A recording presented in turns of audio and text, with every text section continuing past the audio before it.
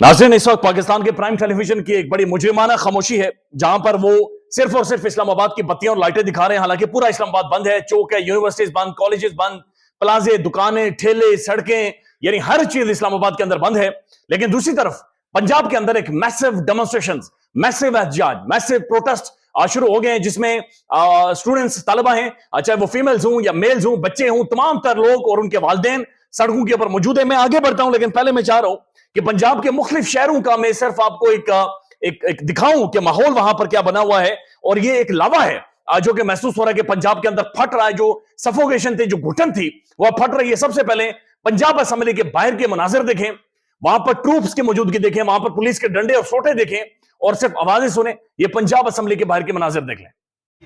आजादी, आजादी, आजादी, आजादी। इसके बाद ये गुजरात के मनाजिर देखें, जहां पर गुजरात की मुख्तलिफ जगहों पर एहतजाज की वजह से सड़कें बंद कर दी गई हैं, रास्ते तमाम तक बंद कर दिए गए हैं। गुजरात के मनाजिर देख लें।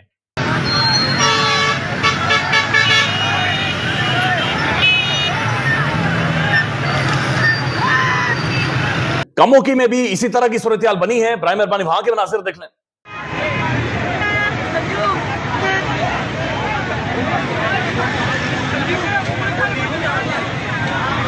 जीसी यूनिवर्सिटी की जो तलबा थे वो सड़कों पर आई हैं और शदीद उन्होंने नारेबाजी किया। उन्होंने कहा, जनाब हमारे साथ ये जुल्म हो रहा है, ये नहीं चल सकता। बराए मेहरबानी बच्चियों की आवाजें सुने, ये गुस्सा महसूस करें जो सड़क के ऊपर डेवलप हो रहा है। ये भी डेवलप हो रहा है, ये सूरत डेवलपिंग स्टोरी है। लिहाजा बराए मेहरबानी ये जीसी यूनिवर्सिटी की खवातीन को देख लें। लड़ोगे, लड़ोगे, मरोगे, मरोगे। रायवंड के मनाजिर देख लें। तख्ते रायवंड, रायवंड महल, उसके बाहर के मनाजिर ये भी खैर मामूली हैं, वो भी देख लें।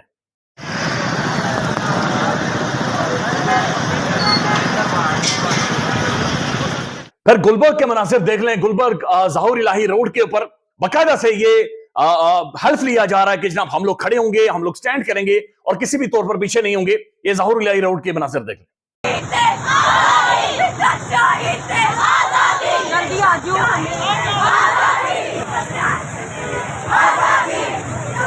ये इस नौजवान बच्ची की अब जुर्रत देखें, हिम्मत देखें, दिलेरी देखें, जहां पर ये पुलिस को खड़े होकर ये कह रही है कि भाई बात सुने, हमारा आपके साथ कोई मसला नहीं है, हमारे साथ ज्यादती हुई है, जुल्म हुआ है, आप किस सूरत में, किस तरह से हमें एहतजाज करने से रोक सकते हैं। बराए मेहरबानी इस बच्ची की देखिए, ये डिस्कस कर रहे हैं, ये पढ़े लिखे लोग हैं, ये कोई एजेंडा नहीं है, ये डिस्कस करके बता रहे हैं कि हमारा दुख क्या है, हमारा गम क्या है। इस बच्ची की कन्वर्सेशन पुलिस के साथ सुन लें। थिंक अबाउट समथिंग, बिकॉज हमारे पास वजह है कि हम यहाँ पे आए हुए हैं, प्रोटेस्ट करें। जी हमें राइट की पैसेज चाहिए, दैट्स ऑल। प्रोटेस्ट करने आए हैं, इसीलिए आपसे बात कर रहे हैं ना ज़का साहब। तो आप प्लीज बताइए कि आपकी क्या रैशनल है इस टाइम पे, what is the reasoning, what is the rational and why we are being stopped from protesting on the road that we pay tax money for. जरूरी कहते हैं। और यहां पर एक टीचर हैं, मुबैना टीचर हैं, ये टीचर नहीं है, ऐसा महसूस हो रहा है, ब्लैकमेलर हैं, ये ठग है। ये जो खातून है ये ठगबाजी कर रही हैं, या क्या तलबत से ये पूछ रही हैं कौन सा इंसाफ चाहिए, कौन सा जस्टिस चाहिए, इस तरफ ऐसे ऐसे इशारे करके कौन सा इंसाफ, कौन सा जस्टिस। यानी ये बच्चियां इंतजार करेंगी, खुदा न खास्ता कोई भेड़िया, कोई दरिंदा इन पर भी झपटे, तब तक ये इंतजार करेंगी। भाई मेरे भाई ये देख लें, ये टीचर का रवैया देख लें, ये रहुनत देख लें, गुस्सा देखें, ये एंग्जाइटी देखें इनकी, क्योंकि पीछे से डोरें सबकी हिलाई जा रही हैं। तो जो तनख्वाह का जो गड्ढा मिलता है, जो इतने बड़े दत्था मिलता है तनख्वाह का, ये इन स्टूडेंट्स के पास जेबों से निकालते हैं, इनके वालिदैन का खून चूसते हैं। तो उस दत्थे के लिए ये रवैया क्या है, बराए मेहरबानी इस रवैये को देख लें। किसके लिए जस्टिस मांग रहे हो, जिसके लिए जस्टिस, आपके साथ क्या हुआ है, आपके साथ क्या हुआ है, मसलन क्या, मसलन क्या, आपके साथ क्या ना। अब दूसरी तरफ पंजाब असेंबली के अंदर आकर अज़मा बुखारी साहिबा, यानी डिटाई की इंतहा है, डिटाई की इंतहा देखें। वो कह रही है कि जनाब बच्ची को सामने लेकर आओ, यानी एक मासूम बच्ची जिसके साथ ज्यादती हुई है, ये कह रही है उस विक्टिम को सामने लेकर आए। विक्टिम की हमने तस्वीरें, इससे पहले आपने देखा होगा, वो बच्ची के साथ 3 बच्चों के साथ ज्यादती हुई थी, मरीम साहब ने जाकर गले लगाकर वो तस्वीरें उनके साथ बनाकर जारी कर दी थी। ये कह रही है उस बच्ची को लेकर आए सामने, हमने उसका मेडिकल करवाना है, हमने उस बच्ची का मेडिकल चेकअप करवाना है, लिहाजा बच्ची को सामने लेकर आए।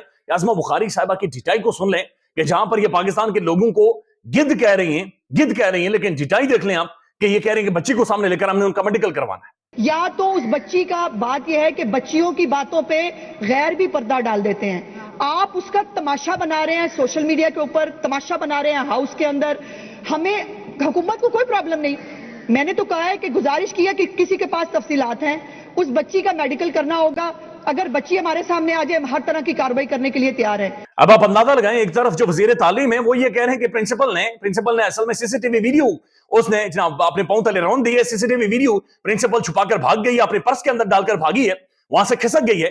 लेकिन दूसरी तरफ जो मरियम जो औरंगजेब ये बुखारी साहबा आजमा बुखारी साहबा ये चीख चीख कर ये कह रहे हैं कि ये जनाब एक सियासी जमात है, एक सियासी जमात का एजेंडा है, ये इनकी ढिठाई और ये इंतहा देख लें इस मुल्क के अंदर। और फिर इसी तरह से कुछ एक मखसूस किस्म के साफी बल्कि तस्वीरें जिनकी शेयर हो रही है, शेयर बानो साहिबा एएसपी व्लॉगर टिकटॉकर, ये मैडम साहिबा दो बंदों को सामने लेकर आई हैं, उन्हें काले मास्क कोरोना के यहां पर पहना दिए गए, एक कहता है मैं बाप हूं, दूसरा कहता है मैं चाचा हूं। भाई खुदा का खौफ करें, कौन सा बाप और कौन सा चाचा? ये खैर मामूली चीजें जो कि हो रही हैं, लेकिन सारे इसके खिलाफ एक रिएक्शन है जो डेवलप हो रहा है। मरियम नवाज शरीफ साहबा याद रखें कि जब ये मोटरवे वाला वाकया हुआ था तो उस वक्त उन्होंने सानेह के बारे में, मरियम साहबा का ट्वीट उस वक्त का पढ़ देता हूं, ये 14/9/2020 का है, जब मरियम साहबा इनकलाबी हुआ करती थी। मरियम साहबा कहती हैं सानेह और अलमिया में फर्क होता है, सानेह मोटरवे पर हुआ और अलमिया ये हुआ कि सीसीपीओ के पैगाम से यह वाज़ेह हो गया कि रात के वक्त शहरियों की हिफाजत हमारी जिम्मेदारी नहीं है। मोटरवे पर ड्राइविंग करती औरत रियासत का मसला नहीं है, हुकूमत ना हिफाजत कर सकती है और ना मजलूम की दादरसी कर सकती है। यह बिल्कुल ठीक इन्होंने लिखा है, यह बिल्कुल ठीक इनका स्टेटमेंट था। उस वक्त वो घटिया स्टेटमेंट थी जो उस वक्त के जनाब जो सीसीपीओ हैं उसकी घटिया स्टेटमेंट सामने आई थी, नहीं देनी चाहिए थी। लेकिन आज जो इस हुकूमत का रवैया है ये उससे भी ज्यादा घटिया है, उससे भी ज्यादा भयानक है। कामरान वहीद साहब लिखते हैं सानेह और अलमिया में फर्क होता है, सानेहा पंजाब कॉलेज में हुआ और अलमिया ये हुआ कि वज़ीर इत्तलात के पैगाम से वाज़ेह हो गया कि कॉलेज में लड़कियों की हिफाजत हमारी जिम्मेदारी नहीं है। पंजाब कॉलेज में पढ़ी लिखी रियासत का मसला नहीं है, हुकूमत ना हिफाजत कर सके ना मजलूम की दादरसी, यानी वही चीज आज रेप्लिका हो रही है जो कि पंजाब यूनिवर्सिटी के अंदर हो रही है। ये खैर मामूली है, ये देखें ऐसी चीजें चल नहीं सकती, ऐसा होता नहीं है स्टेट्स के अंदर, रियासतों के अंदर ऐसा होता नहीं है। अब ये फैसल सिद्दीकी साहब में वकला के कन्वेंशन हो रहे हैं और फैसल सिद्दीकी साहब ने ये कहा कि जनाब कादी फाइज ईसा को आप आज के बाद डोनेट नहीं कहना है, बल्कि उन्होंने हबीब जालिब का एक शेर पढ़ा है कि तेरी दोस्ती से डर लगता है। ये सुन लें। देखिए बात ये डोनेट से बेहतर ये है कि हबीब जालिब ने इनके बारे में कहा था, इन जैसे लोगों के बारे में कहा था कि लोग डरते हैं दुश्मनी से तेरी, हम तेरी दोस्ती से डरते हैं। और अपनी तकरीर के दौरान फैसल सिद्दीकी साहब ने जो इनके सामने पेश होते रहे, जो माय लॉर्ड कहते रहे, आज वो यही कह रहे हैं कि ये पागल आदमी नौकरी के पीछे पड़ा हुआ। और पाकिस्तान के चीफ जस्टिस इस वक्त उनके वकला काला कोट सीनियर 3 लॉयर्स ये कह रहे हैं कि पागल आदमी है कि यार इस पागल आदमी को कहां नौकरी दें, इसकी नौकरी बनाई जा रही है। अब हैरान कुन तौर पर जनाब इमरान खान को माजी में कहने वाले कि इमरान खान ने कश्मीर बेच दिया है। मियां नवाज शरीफ साहब पाकिस्तानी साफियों को तो झंडी करवाते हैं, उनसे नहीं मिलते, लेकिन बरखादत से मिले हैं। बरखादत लाहौर के अंदर कैसे आई, बरखादत रायवंड कैसे गई, ये अपने आप में क्वेश्चन मार्क है। बरखादत उन साफियों के अंदर, इंडियन साफियों के अंदर मौजूद नहीं थी जिसने पाकिस्तान का वीजा अप्लाई किया था। ये बात ध्यान में रखें, 30 बरतानवी जो इंडियन साफी हैं उन्होंने वीजा अप्लाई किया था, 29 में से 13 से 14 साफियों को वीजा मिला है, बरखादत उनमें शामिल नहीं थी। अचानक से बरखादत आती हैं, अचानक से रायवंड जाती हैं, मियां साहब के साथ बैठती हैं, मुलाकात होती है और अचानक से वो कहती हैं कि मियां साहब ने बड़ा भारी दिल के साथ कहा कि मोदी जी आ जाते तो बेहतर था, यानी मोदी ऐसा महसूस हमारे चाचे का पुत्र है कि आ जाता तो बेहतर हो जाता। अब ये जो इमरान अफसर राजा साहब है ये लिखते हैं कश्मीर की आजादी और मोदी का यार शरीफ खानदान, सज्जन जंदाल आ जाता है। और माजी में आपने देखा था कि मोदी बगैर वीजे के पाकिस्तान में आ गया था। जब मोदी ने कश्मीर में आर्टिकल 370 लगाया, अब्रोगेट किया, तो खान साहब से पूछकर नहीं लगाया था, ना ही पाकिस्तान ने ऐलान जंग करना था। और वैसे भी बाजवा साफियों को बता रहे थे कि हमारे पास इंडिया से जंग की सलाहियत नहीं है, बल्कि हामिद मीर साहब ये कहते हैं कि बाजवा साहब कहते थे हमारे जो पेट्रोल नहीं है, हमारे जो टैंकी उन्हें जंग लग गया है। इसके बावजूद नून लीग ने खान के खिलाफ भरपूर प्रोपेगेंडा किया, हालांकि खान साहब ने 370 की वापसी तक इंडिया से तमाम तर बातचीत खत्म कर दी थी। पाकिस्तान आने वाले इंडियन साफियों में जो बरखादत हैं उनका नाम नहीं था। इसके बावजूद बरखादत को शरीफ खानदान की ख्वाहिश पर बुलाया गया और पाकिस्तानी पंजाब की खून खार वज़ीर आला अपने अब्बे के साथ बरखादत के मद्दा के तौर पर बैठी। बकौल बरखादत नवाज शरीफ ना सिर्फ 370 के आसपास भी नहीं आया, बल्कि मोदी को पाकिस्तान बुलाने की ख्वाहिश का भी इजहार किया है और भारत के साथ तिजारत की भी जरूरत पर जोर दिया है। शरीफ खानदान की बदकारियां और कश्मीरियों की पीठ में छुरा घोंपने के मुतरादिफ है। इसका मतलब यह है कि हमने कश्मीर के स्टैंड के ऊपर हमने कंप्रोमाइज कर लिया है। इसका मतलब यह कि हमने कश्मीर के लोगों को एक दफा फिर झंडी करवाई है। मैं खुद कश्मीरी हूं, मुझे पता है कि इसको लेकर कश्मीर के अंदर क्या रिएक्शन है या रद्दमल है। लोगों के दिल दुखे हुए हैं और कश्मीर के अंदर जो शरीफ खानदान के सहूलतकार मौजूद हैं वो भी आज उल्टी छलांगे मार रहे हैं, वो भी चीखें मार रहे हैं। यानी उन्हें भी बेशर्मी महसूस हुई, उन्हें भी ढीठपन महसूस हुआ है कि हम ढीठपन करते रहे। अंदाजा लगा ले, माजी में ये प्रोपेगेंडा बाकायदा से किया जाता था, लेकिन आज इसके ऊपर मीडिया भी खामोश है जी, आज इसके ऊपर टीवी भी खामोश है, आज इसके ऊपर सब खामोश हैं। वो सब इसलिए खामोश है क्योंकि ये सब असल में एक ड्रामा है, एक स्मोक स्क्रीन है जो पाकिस्तान के अंदर क्रिएट की जाती है।